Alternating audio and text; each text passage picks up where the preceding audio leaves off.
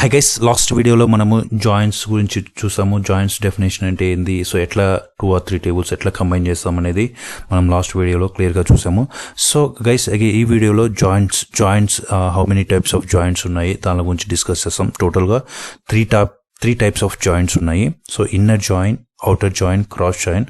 So inner joint అంటే ఏంటనేది ఈ వీడియోలో చూద్దాము. సో ఇన్నర్ జాయింట్ అంటే ఏంటంటే, so for example like select star from books. So నేను జాయిన్ చేస్తాను ఆథర్స్ టేబుల్తో. Again join. సో ఏ టేబుల్ని జాయిన్ చేస్తాను? Authors table. బేస్డ్ ఆన్, మీకు తెలుసు ఈ 2 టేబుల్స్లో ఫస్ట్ టేబుల్లో ఉన్న ఆథర్ ఐడి, సెకండ్ టేబుల్లో ఉన్న ఆథర్ ఐడి రెండు. సో మనకు తెలుసు జాయింట్స్ ఎందుకు యూస్ చేస్తామో. సో ఏదో ఒక కాలం సేమ్ ఉంటుంది అనమాట. సో ఇందులో ఆథర్ ఐడి కాలం, ఆథర్స్ టేబుల్లో ఆథర్ ఐడి కాలం రెండు ఉన్నాయి కాబట్టి based on condition, on use చేసి ఆ కండిషన్ ఏ టేబుల్స్లో బుక్స్ టేబుల్లో ఉన్న ఆథర్ ఐడిని యూస్ చేసి మనం ఆ 2 టేబుల్స్ని కంబైన్ చేస్తాం. బుక్స్ టేబుల్ ఉన్న author ID base plus authors table ఉన్న ఆథర్ ఐడి బేస్ చేసుకొని మనము 2 టేబుల్స్ని కంబైన్ చేస్తాం అనమాట. సో చూడండి, ఎగ్జిక్యూట్ చేస్తే ఇప్పుడు మీరు అబ్జర్వ్ చేయండి. అండ్ ఫస్ట్ థింగ్ ఏంటంటే జాయిన్ అన్న, ఇప్పుడు చూడండి జాయిన్ యూజ్ చేసినాను. సో టోటల్గా 9 రికార్డ్స్ వచ్చింది రిజల్ట్ సెట్.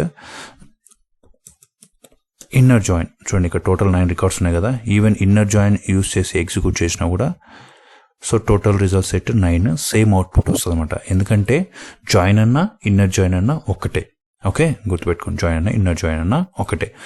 సో ఇప్పుడు మీరు అబ్జర్వ్ చేయండి, ఇన్నర్ జాయిన్ అంటే ఏంటంటే ఎగ్జాక్ట్గా మీరు ఫస్ట్ టేబుల్లో మీరు అబ్జర్వ్ చేస్తే ఇక్కడ 13th record book ID 13th book ID ఉండేది. ఈ రికార్డు రావట్లేదు మన రిజల్ట్ సెట్లో.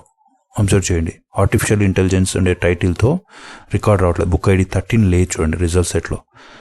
బుక్ ఐడి 13 లేదు చూడండి. ఎందుకంటే మనం యూజ్ చేస్తుంది inner join. Inner join use చేస్తే ఏమవుతుందంటే ఓన్లీ మ్యాచింగ్ రోస్ మాత్రమే వస్తుంది అనమాట.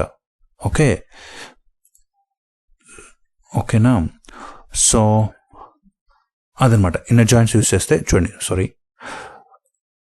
ఇప్పుడు 13th రికార్డు ఇది మ్యాచ్ అవ్వట్లేదు. ఎందుకంటే చూడండి, ఓన్లీ మ్యాచింగ్ రికార్డ్స్ ఎట్లా అంటే ఈ ఆథర్ ఐడి కంపల్సరీ, ఈ ఆథర్ ఐడి 1 అనేది ఇక్కడ ఈ టేబుల్లో ఉంటేనే ఆరో రిటర్న్ అవుతుంది అనమాట రిజల్ట్ సెట్లో. సో ఇక్కడ 2 ఉంది, 2 రికార్డు, ఇక్కడ 2 ఉంది కాబట్టి 2 రికార్డు వస్తుంది. 3 ఉంది, 3 వస్తుంది. అట్లా అన్నీ ఉన్నాయి. కానీ నల్ అనేది ఇక్కడ చూడండి, ఇక్కడ సెకండ్ టేబుల్లో నల్ లేదు, అందుకే ఈ రికార్డు రావట్లేదు. నల్ లేదు కాబట్టి ఇక్కడ ఈ ఆథర్ ఐడి అండర్స్కోర్ నల్, ఈ సెకండ్ టేబుల్లో ఈ వాల్యూ లేదు కాబట్టి ఆ రికార్డు రాదనమాట. ఓకే, ఉన్నవన్నీ వస్తాయి చూడండి. సో అందుకే మనకి అది రాలేదు. ఇంకోటి చూడండి, అబ్జర్వ్ చేస్తే ఇక్కడ చూడండి, ఇంకొకటి అబ్జర్వ్ చేయండి. చూడండి బోత్ 2 టేబుల్స్లో ఇక్కడ అబ్జర్వ్ చేస్తే 11th అనే ఆథర్ ఐడి ఇక్కడ లేదనమాట.